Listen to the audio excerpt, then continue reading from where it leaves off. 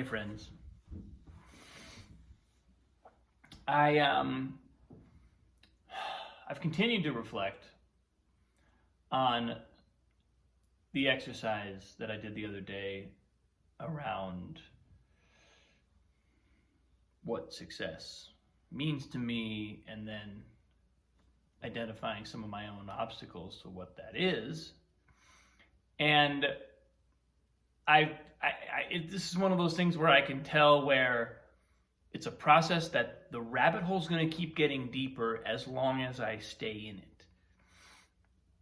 Like, I woke up this morning and I had some pretty vivid dreams overnight, but I woke up this morning and I kind of got up and started doing my routine, and before I knew it, I was like, wait, I don't even remember what I dreamed about. And it was there for a moment when I first initially woke up. It was there, but I started to run a pattern, basically. I mean, it's a relatively healthy pattern as far as like getting myself moving in the morning and doing my yoga, qigong, meditation, all the things that are really kind of the bedrock of my practice. But there's still a pattern. And if we're trying to inject new life into our psyche, if we're trying to absorb a new paradigm or dissolve old stuff, patterns, almost any pattern can be kind of dangerous, because if it lulls us out of consciousness, if it lulls us into a routine, even a highly effective and high functioning routine, it can kind of take us out of that present moment, leaning over the edge feeling and sense. Like that's where we need to be. So I just clocked that this morning, that I kind of skipped over a step that had been building for 2 or 3 days and really rendering some pretty powerful insights. I was like, wow, I'm getting like, the fact that I did an exercise one day, just a bit of thinking and writing, and then the next day a dream explodes and sort of rocks me and gives me a whole bunch more information to deal with. I was like, this is a powerful process. And I just kind of want to stay in it, stay in the game. But the other thing that has emerged is that as I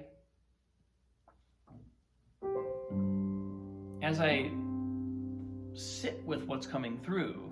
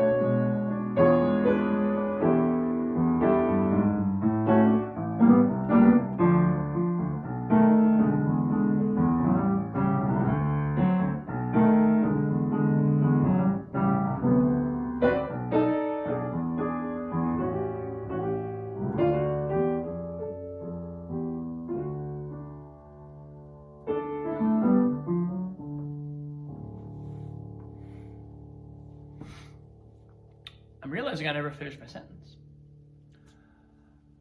What's been showing up as I've been sitting with this is, the structure of realization with regard to any form of lasting success. This came out of a conversation with my coach the other day. She was reminding me of a principle or a structure that I know, that I've experienced over and over, but that's still easy to lose track of when we're kind of in the thick of things, when we're in a new phase of not knowing what we're doing next, or whatever the obstacle feels like it is. The structure is state, story, strategy. And what I found the other day as I was leaning into my own felt sense of what success looks like, what success means, was a state. And it was an interesting contrast to, very often when I go to envision success, I start writing down a whole bunch of things that need to happen, or things that sometimes it's specific things that I desire, but more often it's a kind of set of circumstances. And the reason I think this exercise the other day had such a powerful effect on me is because I intuitively, without really thinking about it, I didn't do that. I just went for the state. I went for a moment, initially a moment in time when I was fully liberated. I was fully in my own power. I was in surrender. I was in total giving, total just all cylinders firing. And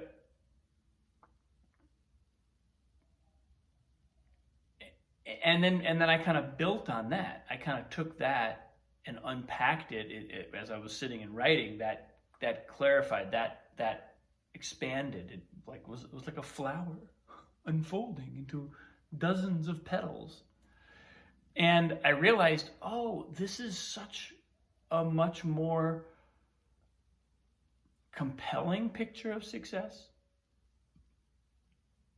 and also a lasting and enduring picture of success, because no one can determine my state, especially when my state is one of total letting go of needing any external thing to happen or be a certain way in order for me to be in my fully realized power and abundance. If I've let go of all that, then literally no circumstance, no matter how adverse or how positive, could ever sway me from my center and or take me out of my zone of power. And so, man, why not start there? Why not put that at the foundation of our success? And then let the story that we then tell us, right? Step 2, right? We got state, story, strategy. The story that comes out of that, which I'll share as it comes to me and as I do this work. I'm going to continue to share this because I think this is something that not only is it really valuable for me to capture it, but it may end up modeling a process that is effective for many people. The story that comes out of that state is kind of it's an expression of the state, and the story might change.